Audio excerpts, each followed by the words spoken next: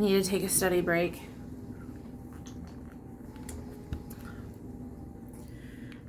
I'm reading this essay, and I mean, I get it, but like, also, it's called Theses on the Philosophy of History by Walter Benjamin.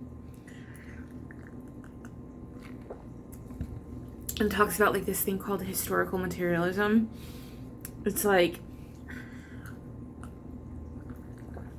I understand it. It's just it has to do with like Marxism a little bit, but like it's just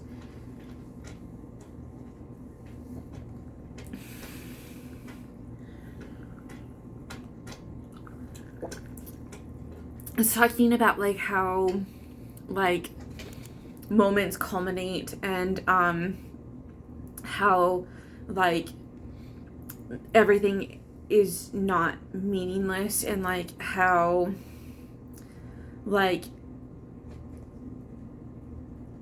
everything is for the production. It's like everything culminates in history towards a goal, kind of.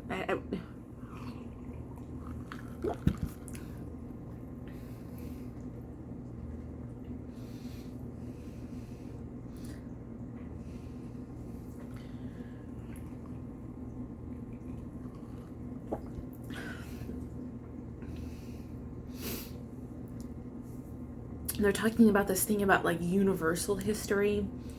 It's like, so there's historism, which talks about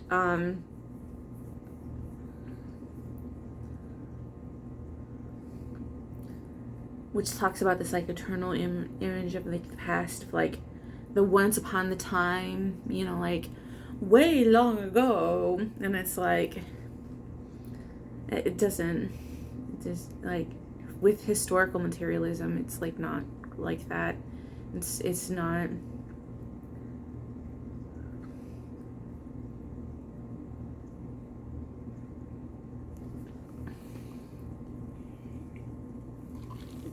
It's sort of like history is.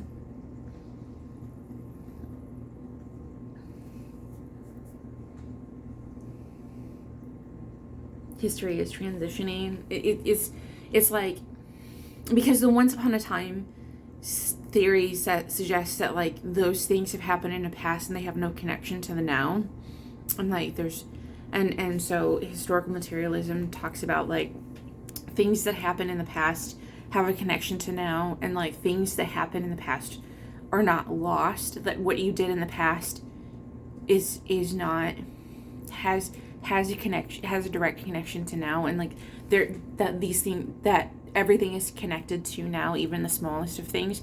And so like everything you do now is connected to so it's sort of like everything you do now is connected to the past, and everything in the past is connected to now.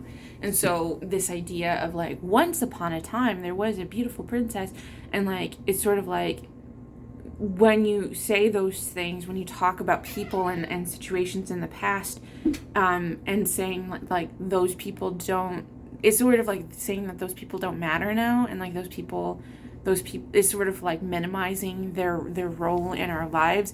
It's sort of like saying that those people, it's like talking about those people as though they're like those people were in the long past, and that those people no longer matter, and that they have no connection to the present at all. And it's sort of like talking about them in a way of like they don't, like it's yeah, yeah, it's yeah. I'm talking too much. I'm not drinking.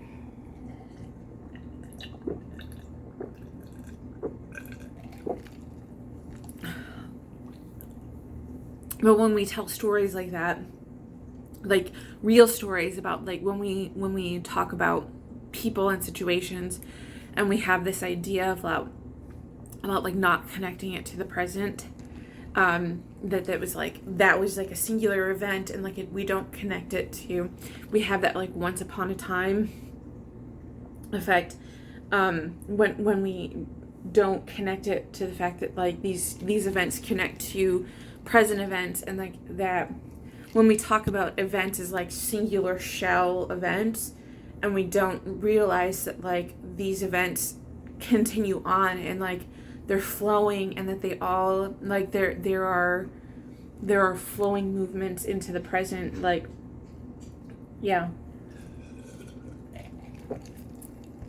and that the ripple effects that these events have, it's sort of like each event in history is like throwing a rock in a pond, and those ripples ripple on forever, and that we will feel those effects for ages and ages and ages and ages. And though as it goes on, yes, those ripples will be smaller throughout history, but we will see the effects and the ripples and the shadows of those events for forever. And something that maybe in 100 years will be referenced. I mean, it'll come up again and again and again, like especially like political stuff, like political events and things like that. Those events will be important and significant hundreds, if not thousands of years down the line, and we don't think about those events, these political, the way that we interact with I mean, let's take for instance the way that Henry Kissinger interacted with, say, like China or other countries, the way that he interacted with those countries, those have lasting effects that we're still feeling the effects of today. The way that Nixon was impeached, those effects that we're still feeling the effects of today. I can't even imagine the effects of like Trump and what he did and all of it. I don't even want to know about the ripple effects that he has caused. The mind boggles. I try to mitigate it in my mind and just go, we can only do what we can do. Just things happen, and just, but you think about that. You think about just like we live in a pond, we live in an ocean, and that's why like when I look at the world, I see the world as a series of vibrations and lines, and the smallest things, you go to the coffee shop, you talk to the cashier every single day, they start learning your name, they start learning your order. It's like throwing rocks into the world, and they're just ripple everywhere. Ripple lines, vibrations. You cut someone off in traffic, they honk at you.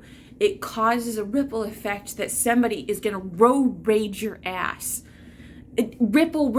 It ends up on the news. Somebody, I don't know, like ripple effects all over the place. You don't understand the ripple effects of. I'm not drinking now.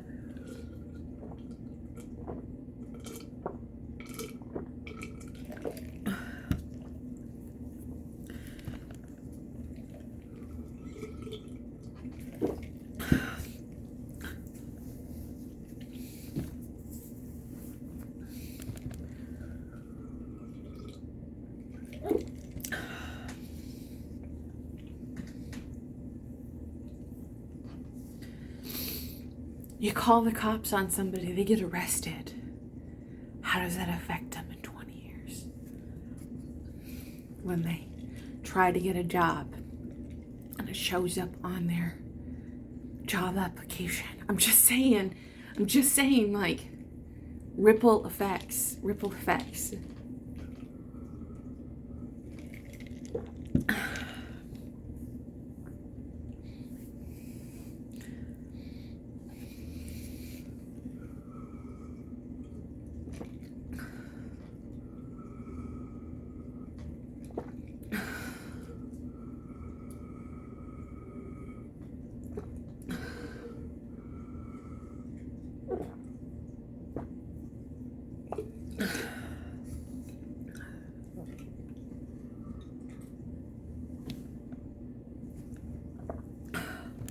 lemon seed.